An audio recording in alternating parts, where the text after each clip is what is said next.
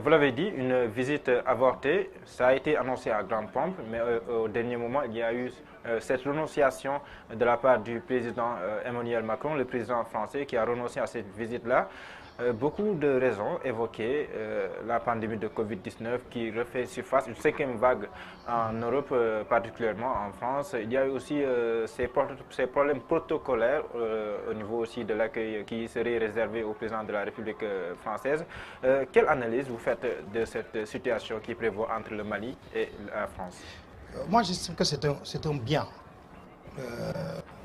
Parce que si Macron s'était rendu à Bamako aujourd'hui, ça pouvait être une catastrophe, en sens qu'il y a un sentiment anti-français qui se développe depuis pratiquement 2015. Il faut se souvenir que les Maliens en avaient appelé au secours de la France du temps du président Hollande, mais avec Macron, la donne a véritablement changé. Les hommes qui étaient au pouvoir à l'époque au Mali, l'établissement de l'époque n'est plus là. Soumaïla Cissé est mort, Ibeka n'est plus président de la République, Karim Keïta est en exil, Dioncounda Traoré donc rase un peu les murs à Bamako. Le président ATT n'est plus de ce monde également.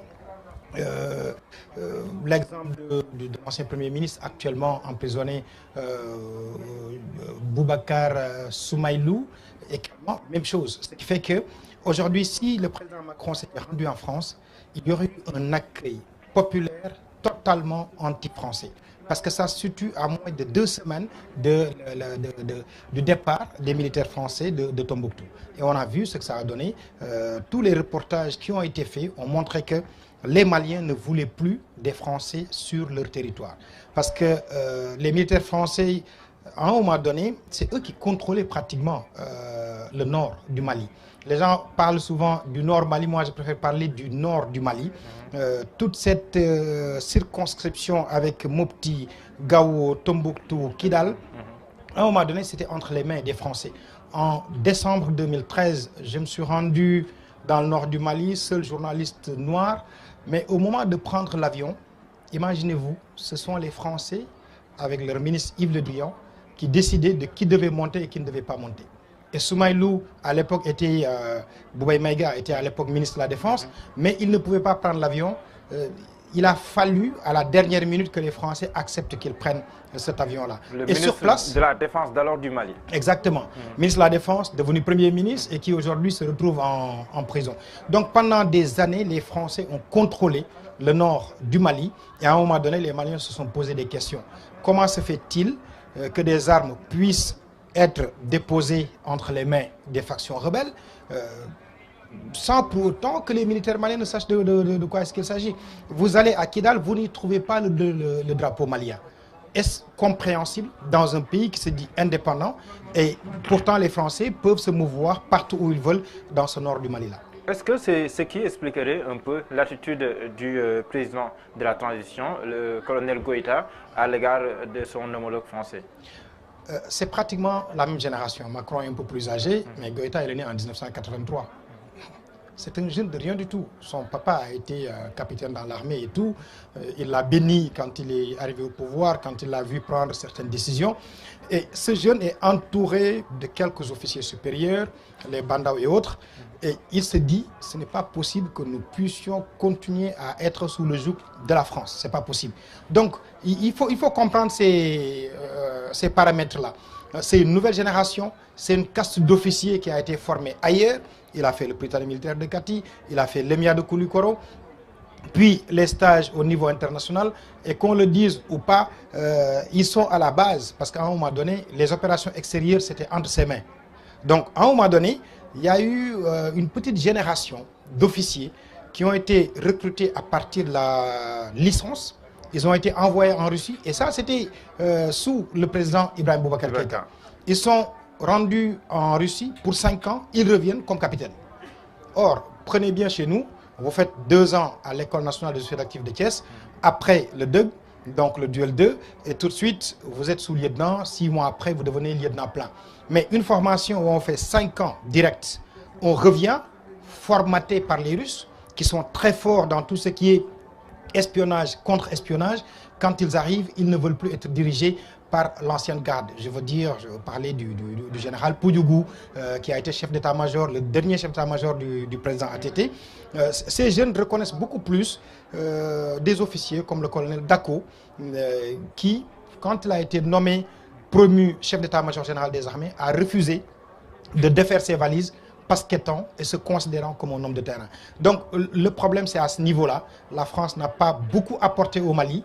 Et aujourd'hui, Goïta et compagnie préfèrent se tourner vers d'autres partenaires. La Russie, par exemple, avec ses sociétés privées de sécurité, qui créent un malaise, apparemment, entre la France et le Mali.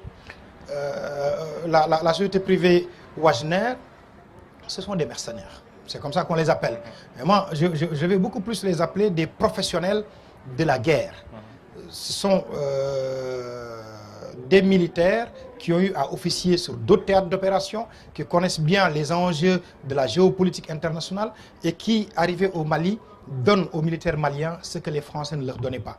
Parce que le premier problème des militaires maliens dans le cadre de cette guerre-là contre les djihadistes, c'est la possession de l'information. Or, les Français avaient la couverture aérienne. Les Français avaient mis en place un système leur permettant d'intercepter pratiquement toutes les communications.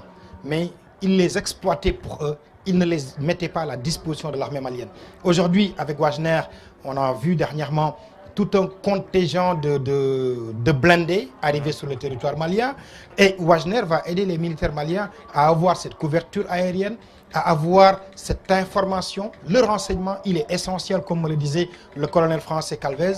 Nous sommes français, j'ai fait l'Afghanistan, j'arrive au Mali.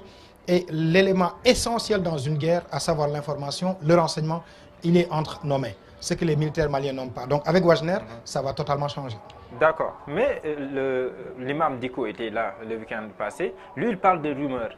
Est-ce que ça veut dire qu'au Mali, il n'y a pas d'informations claires concernant la société privée, les mercenaires que vous appelez Wagner? Je respecte beaucoup l'imam Diko pour l'avoir rencontré, pour avoir été le directeur de mémoire de sa fille, Zidata, que je salue au passage. Mais il y a certaines réalités. Il s'est battu, il s'est imposé, il a failli trépasser dans ce combat contre Ibeka, qui est son frère, parce que c'est comme ça qu'ils s'appellent tous les deux. Mais le problème aujourd'hui, c'est cette génération-là de militaires qui se disent « nous sommes là et nous allons tenir ». Parce que Maliba, comme il l'appelle, le grand Mali ne doit pas sombrer. Donc, à propos de rumeurs, c'est une réalité. Wagner est bien nos Mali. La vérité est qu'à un moment donné, il y a eu des activistes comme les Etienne Fakaba, malheureusement, qui est actuellement en voyage hors du Mali. Ces jeunes avaient l'information parce qu'étant de la même génération que les Goïta, et ils ont vendu l'information. Et on se rend compte qu'au Mali, on n'a plus qu'une seule chaîne de télévision, en l'occurrence le RTM. Africable se veut vraiment une chaîne panafricaine. Ouais. On a de plus en plus des chaînes locales, Renouveau TV et compagnie, Énergie TV, ces petites télévisions, comme on les appelle là-bas, qui commencent à émerger, mais sont en train aujourd'hui de donner la bonne information aux Maliens. Mais est-ce que cela... et vous avez cette petite guéguerre, je vais terminer juste par ça, vous avez cette petite guéguerre, l'imam Diko a été le président du Haut Conseil islamique. Mais comme chez nous, au Mali, vous y avez un homme extrêmement puissant, qui si jamais...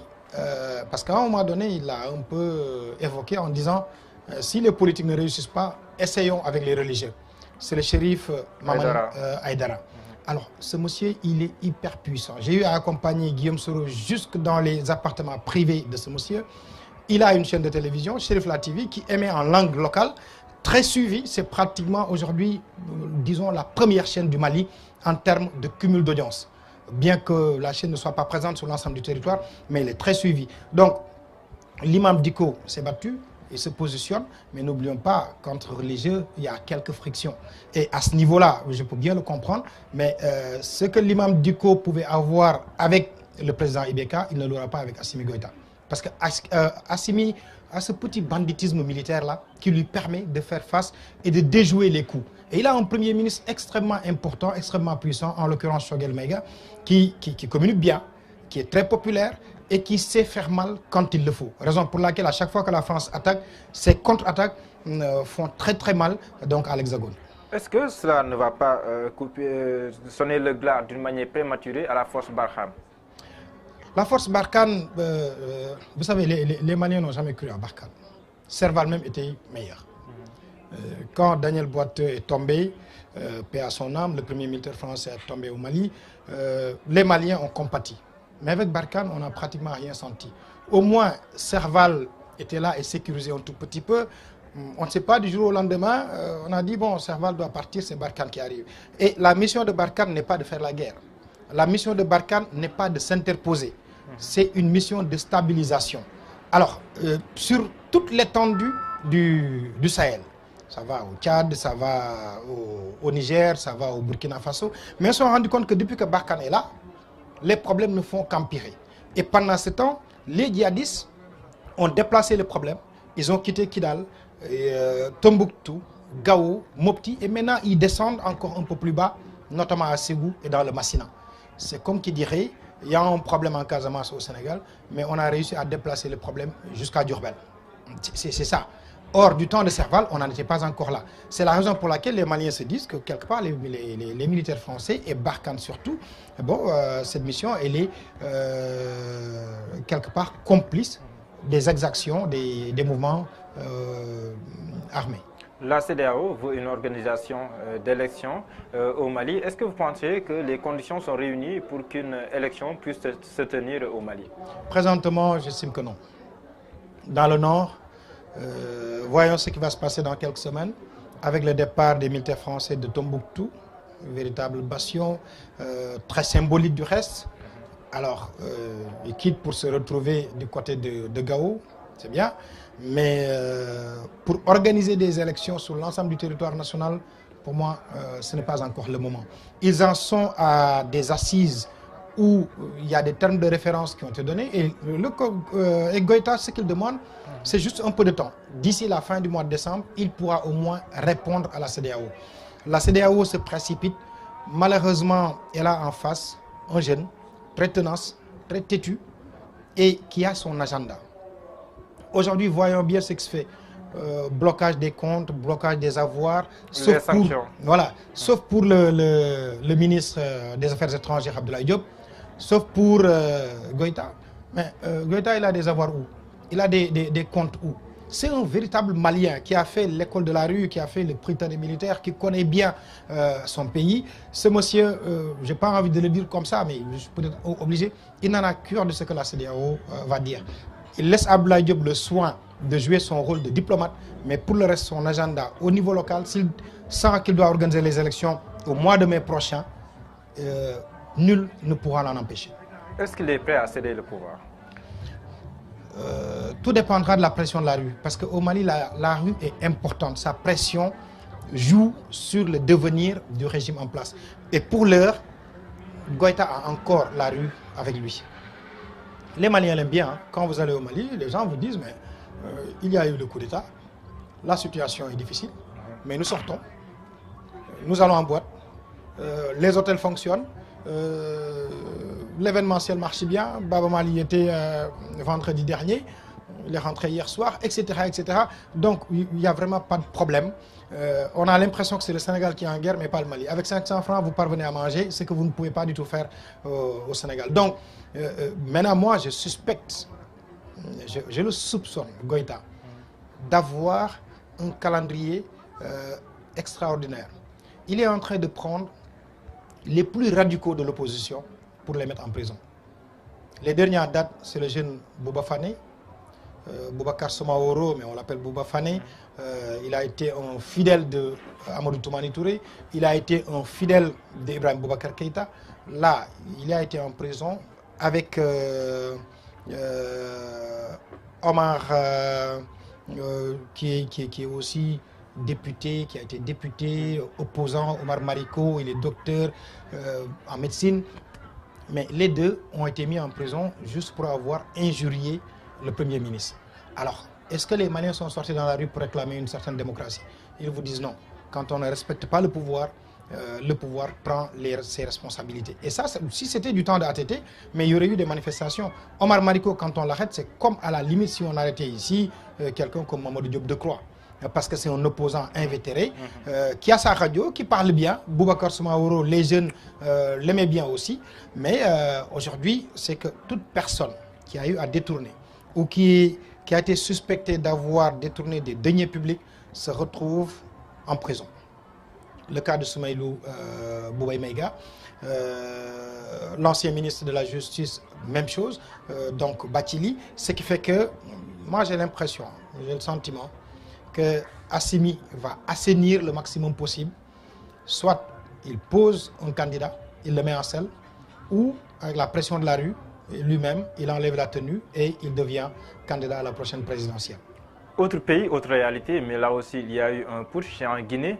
La situation actuellement en Guinée reste un peu, je ne dirais pas confuse, mais il n'y a pas une certaine lisibilité dans les actions que pose le colonel Doumbia. Là aussi, est-ce que vous êtes rassuré par le processus enclenché par le CNRD? Moi, j'écoute toujours les aspirations, les pulsions d'un peuple. J'estime que les Guinéens ne sont pas du tout opposés à ce que fait le colonel Doumbia. Doumbia, Goïta, je les mettrai dans le même sac. C'est toujours une nouvelle génération qui en a toujours voulu à la France. De par les positions, les exactions, de par ce mercenariat de la France-là qui imposait des dictats à nos chefs d'État, eux, ils veulent couper le cordon ombilical avec la France. Et une jonction, pour moi, n'est pas à écarter. C'est dommage, pour l'instant, que le colonel, le général Mbalo de la Guinée-Bissau ne soit pas avec ces deux-là. Mais sinon, on a dans la sous-région de plus en plus une nouvelle génération d'officiers qui ont fait les meilleures écoles, qui ont un certain pedigree et qui se battent pour aujourd'hui l'intérêt de leur peuple, pour qu'on arrête enfin d'exploiter les richesses minières de leur peuple. C'est pourquoi en Guinée, moi j'ai espoir, à moins qu'il y ait un coup d'État. J'estime que Doumbia, quand je l'ai écouté, quand même, il est sur la bonne voie. Le général Mbalo, vous le disiez tantôt, président de la République de la Guinée-Bissau, est-ce qu'on ne peut pas comprendre sa position, son attitude, quand on voit aussi la position officielle de la CEDEAO qui est contre toute forme de coup d'État? Vous savez, c'est l'homme que j'ai le plus approché parmi ces trois présidents, Mbalo. Mais j'ai peur. J'ai peur qu'il ne quitte le pouvoir avant l'heure et par un coup d'État. Parce qu'il a en face le PAIGC. Son propre parti est en train de le désavouer. Il y a eu dernièrement une tentative de coup d'État avortée. Et il a pris des décisions qui n'ont pas plu aux Bissau-Guinéens. Je donne un exemple. L'actuel ministre des Affaires étrangères a bien combattu le président Mbalo, le général Mbalo. Mais il arrive au pouvoir, qu'est-ce qu'il en fait? C'est pratiquement la dame de fer aujourd'hui au niveau du gouvernement bissau-guinéen. Elle est devenue la femme du général Mbalo. Et ça, les Bissau-Guinéens ne le pardonnent pas au général Mbalo. Ils se disent que cette dame est à écarter. Parce que le jour où moi je recevais le général Mbalo sur le plateau ici au Sénégal, ce jour-là, une information avait été divulguée comme quoi il préparait un coup d'État. Et cette information venait de l'actuelle patronne de la diplomatie bissau-guinéenne. Alors, il arrive au pouvoir, il en fait sa dame et tout. Il en a le droit, Mais après, les Bissau-Guinéens se disent tout ce qu'on attendait, on ne l'a pas. Le fait aussi que le général Mbalo soit sous la coupole du président Macky Sall ne plaît pas aux Bissau-Guinéens. Cette avenue baptisée du nom du président il avait été l'invité d'honneur de la dernière fête de l'indépendance. Voilà, ça, les Bissau-Guinéens n'ont pas tout aimé. Mais si vous fréquentez un peu Mbalo, vous allez comprendre. C'est qu'étant Premier ministre, il doit beaucoup au président Macky Sall. Je ne veux pas le dire comme ça, mais si financièrement, étant Premier ministre, les choses se passaient bien, c'est parce que le Sénégal était là. Mais même les droits de Coupe d'Afrique, c'est le Sénégal qui s'en chargeait pour la Guinée-Bissau. Il y a eu je ne veux pas être poursuivi pour ça, mais je sais qu'à un moment donné, le Sénégal a quand même assuré les salaires des fonctionnaires bissau-guinéens.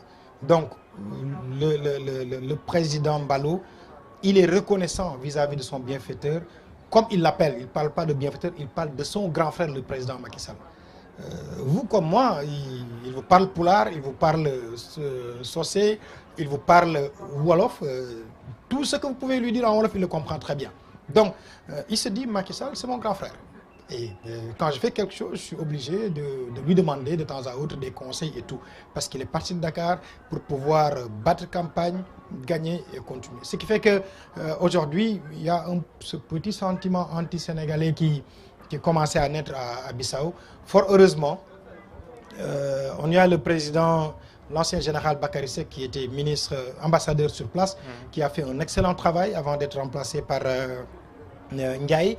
Et aujourd'hui, le président de la communauté sénégalaise à Bissau, Moustapha Diop, fait un travail pour montrer aux Bissau-Guinéens que nous, peuple du Sénégal, nous sommes vos frères, nous sommes avec vous. Maintenant, ce qui se passe au sommet entre les hommes politiques nous regarde franchement. Le choix du président Macky Sall de ne pas se retirer carrément, si je peux le dire ainsi, de la politique en Guinée-Bissau, en Gambie, est-ce que ce choix-là n'est pas un choix stratégique pour surveiller un peu les frontières sénégalaises, pour se sécuriser davantage? Quand Mbalo est devenu Premier ministre, il a dit, il a promis au président Macky Sall qu'en 15 jours, Bissau n'allait plus être une base de repli pour les rebelles casamançais. Et avec l'aide du général Bakary Seck, il a réussi. Du côté de Adama Barrow, c'est la même chose. L'histoire de je vais faire 3 ans et je quitte, pratiquement Barrow, c'est comme un sosie de Macky Sall finalement. Il reprend les mêmes choses. On a les militaires sénégalais sur place. Et vous voyez bien, en Gambie, durant la campagne, on a eu 2 candidats qui ont dit que si jamais ils arrivent au pouvoir, mais les militaires sénégalais vont dégager.